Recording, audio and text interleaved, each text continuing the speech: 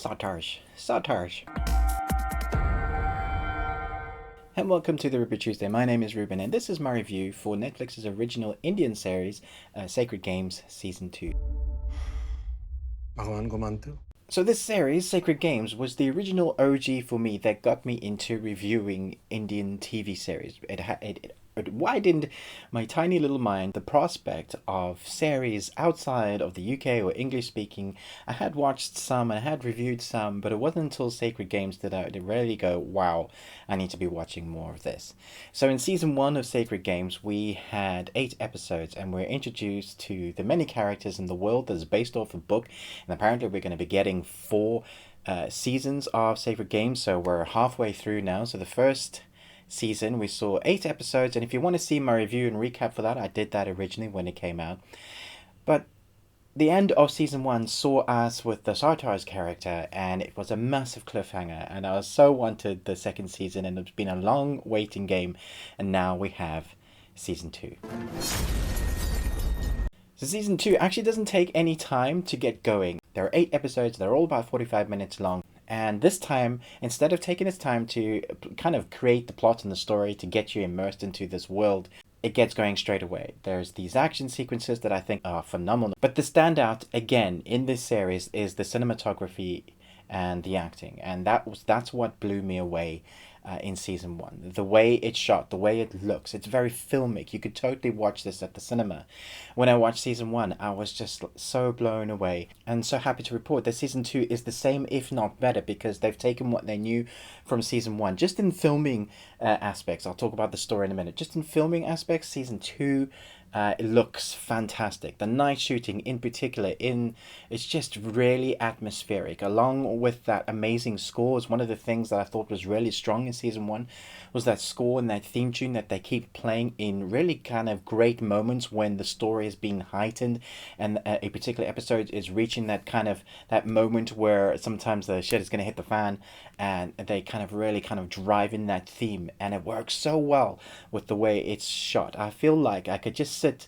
I actually do have a projector now, and when I watched these episodes on my projector, it did feel like I was at the cinema. It's that amount of quality that you'd expect from a cinema going experience.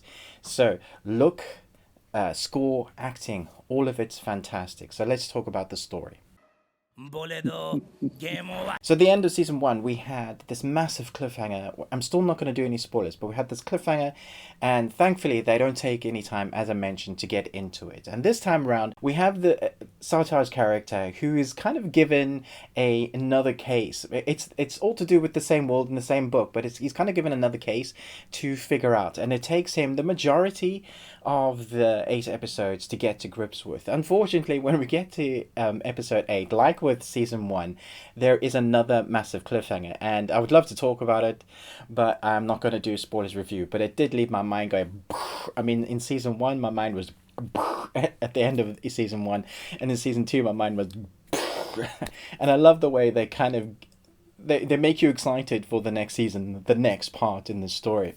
But I do really love the character development and story with the Sartar's character. In season 1, he was kind of the underdog cop. He was the guy that was being bullied because he was overweight. He was the guy, and when I looked at him, I was like, isn't he just buff? He just looks buff.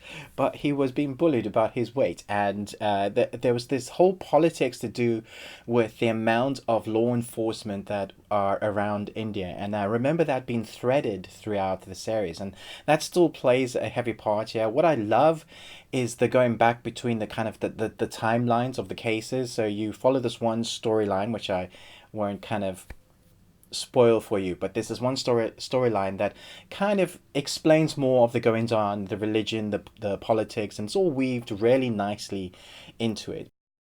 I think the subtitles are probably the better way to go, because you really get the performance across of what the actors are trying to tell you on screen rather than reading dubbed. I think the dubbing is okay, but for me, I always go with the original if possible, because I like to really kind of feel the emotion, the inflection of the tone of the voices, and you really get to understand more of what those actors or what the director wanted the actors to portray to you. And I think that's probably kind of doing justice when you are listening to the real voices and reading the subtitles. And it didn't take me long with the subtitles to kind of just forget that I was reading. And that kind of tells you, if that happens very quickly on and you're just watching without really realizing you're reading, that means they've immersed you into the storyline. And I think that can tell you pretty much how great this is. I really love the fact that Sartaj feels like a bit of a rebel in the second season, where he's removed in parts. Can I say this? He's removed a little bit from the police force, and he kind of has to go and do things on his own. And he makes friends. He meets up with a former employee, and he meets up with different characters along the way, and he has to figure out, and he becomes almost like this detective private eye almost. And I really enjoyed that aspect of him. I feel like they really developed his character in season 2. So in season 1, we saw what made him tick as a cop and a little bit as a person. In season 2, we see what makes him tick as a person, and I love that development in character. And I feel like that happens for a lot of the characters, even the ones that you weren't quite expecting to play a forefront in this, even the ones that was kind of driving Sartaj in the first one, where they're like, hey, you need to do this, this is where you're going. In season 2, you have that, but for me, Sartaj is just so great in his acting. And so combined with the cinematography and the score and the adventure that they go through in season 2, and then leave it on the cliffhanger, I'm probably going to give this an A. I enjoyed it. I think for me it may be better than season 1, just because they already had season 1. They had that initial development, and it took them a while to get into the story. But like I said, this doesn't take any time to get into that. You're there for that ride. I hope I haven't given any spoilers in this. I've done my best not to, but it's one of those that you kind of have to skirt around, and there are plot points that you really want to talk about, but it's hard to actually do a proper review and inform you as a viewer whether you should watch this, whether it's as good. If you haven't seen it, season 1, definitely go and check it out. It's one of the best TV programs on Netflix. Never mind whether it's an Indian program, it's just amazing to watch. Thanks so much for watching this review of Sacred Games Season 2. We got loads more coming out, including an early access review to Carnival Row. So if you are one of my members that subscribe to me and support my channel, then you can watch that review in the next hour or so, and then of course the review will be launched closer to the release date of Carnival Row. But most of all, until next time, remember, live long and Tuesday.